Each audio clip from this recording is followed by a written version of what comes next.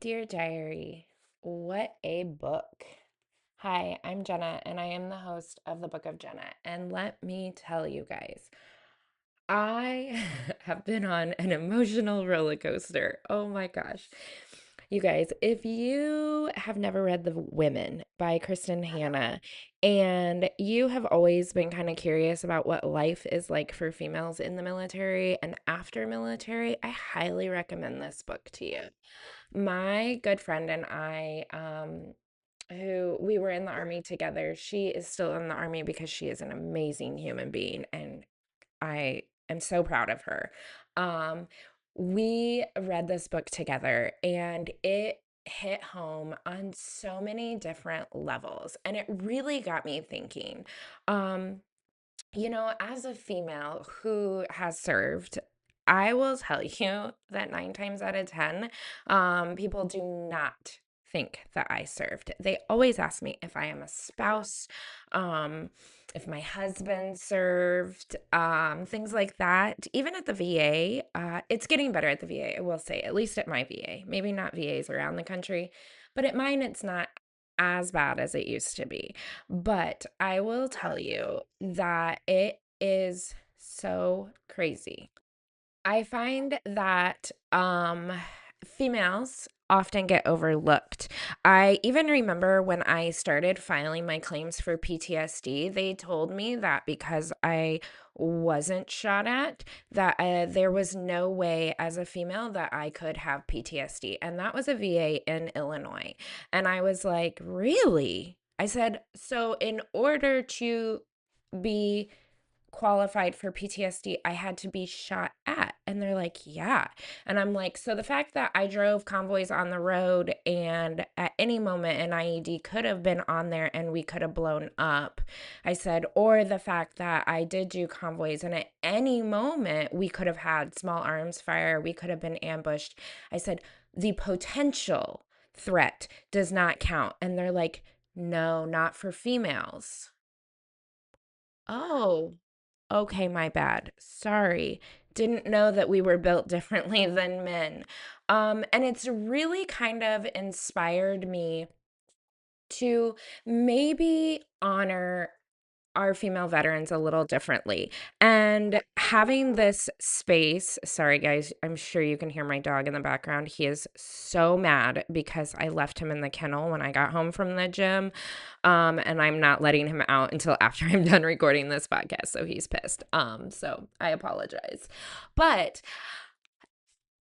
I want to honor female veterans because I don't feel like we are acknowledged. Reading this book, it really showed me that we're not too far from where we were with our Vietnam veterans.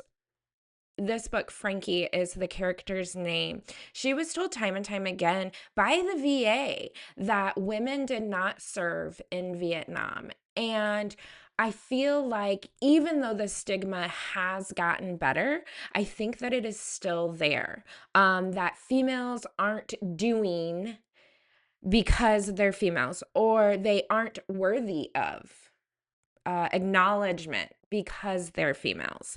And I think that that is such a detrimental thing.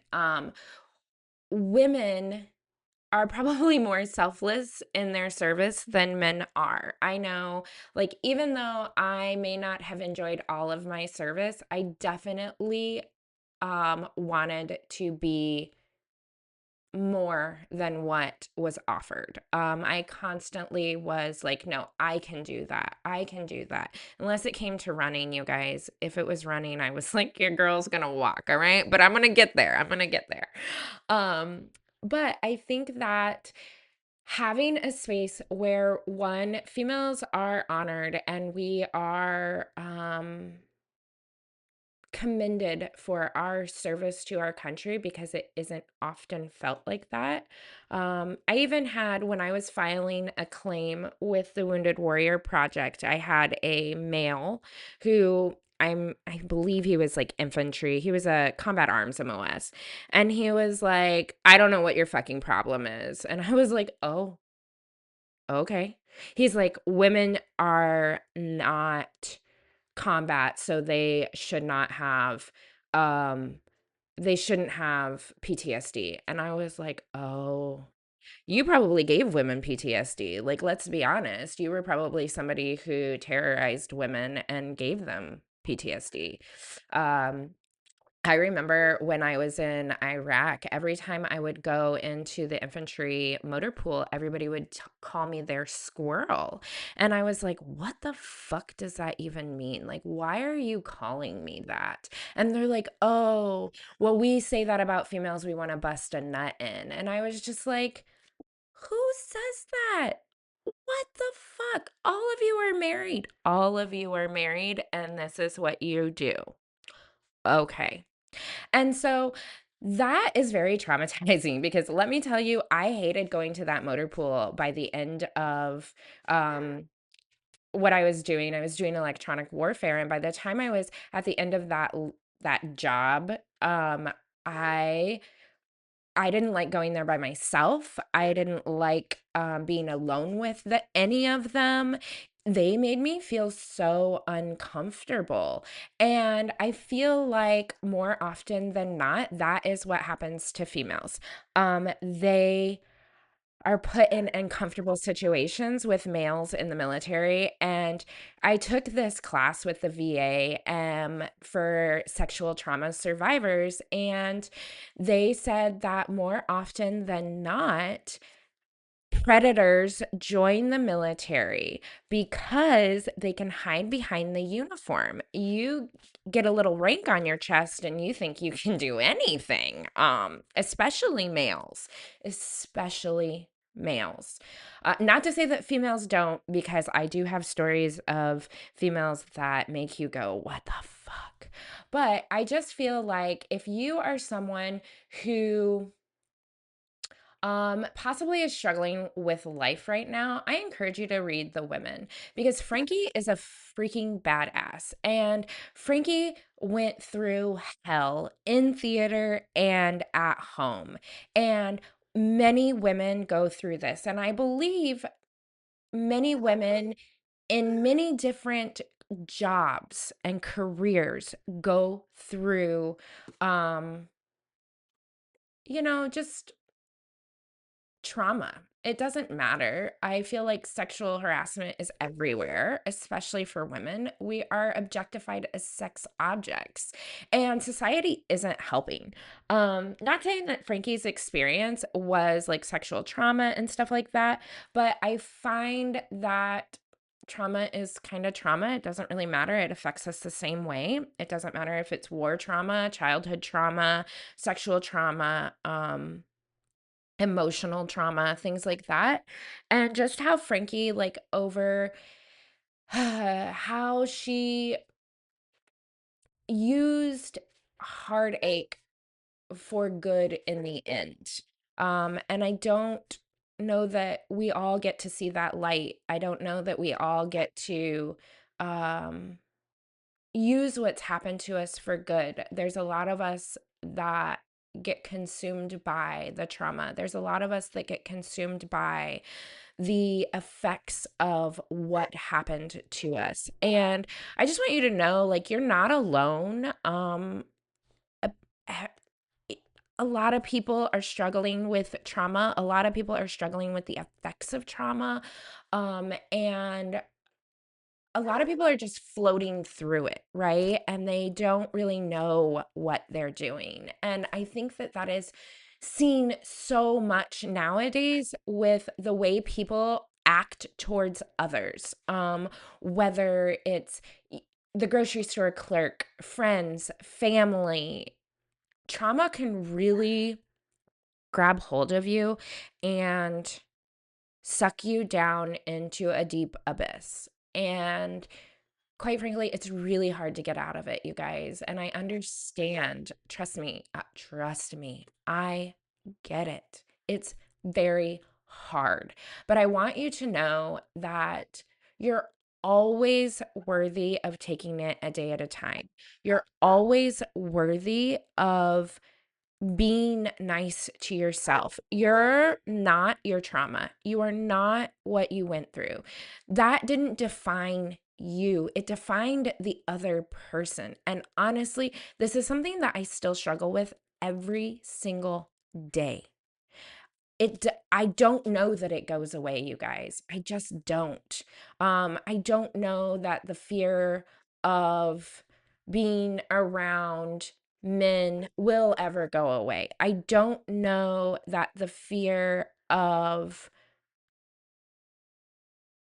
oh, I would say, okay, this is gonna sound crazy, but like for me, I don't know that the fear of someone cutting you off will ever go away. I don't know that the fear of what is that in the road will ever go away. I don't know those things because those are things that we still like I still struggle with. I won't walk down the grocery aisle if I'm going to be alone in it with a man. I just won't. I don't, and I know in my brain that's probably really irrational, but because of the things that happened to me, I never want to put myself in a position where I am not in control or where I am not safe or where I don't feel safe. And so I don't know if those things get better, guys, but I do know that if I focus on one day at a time, if I focus on one moment at a time, if I focus on one belief at a time, I can ease that day. I can ease that belief. It may not go away, but I can say, okay, well, this isn't rational, right? I may do this anyway, but I know it's not rational. I just can't help myself right now. And I think that makes it somewhat easier. Um, I think a big thing is making sure that you have people you trust in your life. Um, and you utilize them in a way that keeps you grounded and keeps you safe. Um, I know I'm really grateful for Adam because he is such a protector. And as someone who has never been protected, that is really big for me. I know that no matter what happens, he has always got my back. And I know that he will do unspeakable things to anyone who tries to mess with me. And I am so grateful for him for that. Your girl could not ever pick a weak man because um, I need to be safe and I need to feel protected. And he does those things for me. Um, he's, kind of like I don't know, he's just like my protector, right? And like, as someone who's never felt protected, that is such a big thing for me. And so surround yourself with people who make you feel safe, who can ground you when you're like going crazy, right? And you feel certain things and they can say, okay, yep, but I'm right here. I got you. No matter what, I got you. No matter what happens, you can count on me to have your back. Maybe not in the way you want me to have your back, but I will have your back. And I think that's a big deal. So if you are going through it, if you are struggling, I really suggest you read The Women. One, it may make you feel like your struggles are not as mountainous as they seem, right? And two, I believe it's such an eye-opening book for so many people to understand what happened. Those Vietnam vets, my whole heart goes out to them because they were treated so unfairly, so unfairly. And it wasn't their fault. Half of them didn't even sign up for this. They were drafted and they didn't have a choice. And we shit on our veterans that went to a war that, yeah, maybe they had no business being in, but you know what? They didn't know that at the time. They were doing the best they could with the information they have and they were making the best decisions they could. And you know what? They may not have been great, but I am really grateful for their service and I'm really grateful for their sacrifice. And more importantly, I'm really grateful for the women that went before me so that we could do what we did. Um, it's what a blessing it is that we have people who are so selfless that they are willing to lay down their lives for their country, whether people think it's right or wrong. These people said, you know what? My country is worth it to me. Um, and so I'm very grateful for you. I am very thankful for your sacrifice. And I am very grateful that you all made it home. And with that, I hope you all have a beautiful Wednesday. And I hope life is good to all of you. Thank you.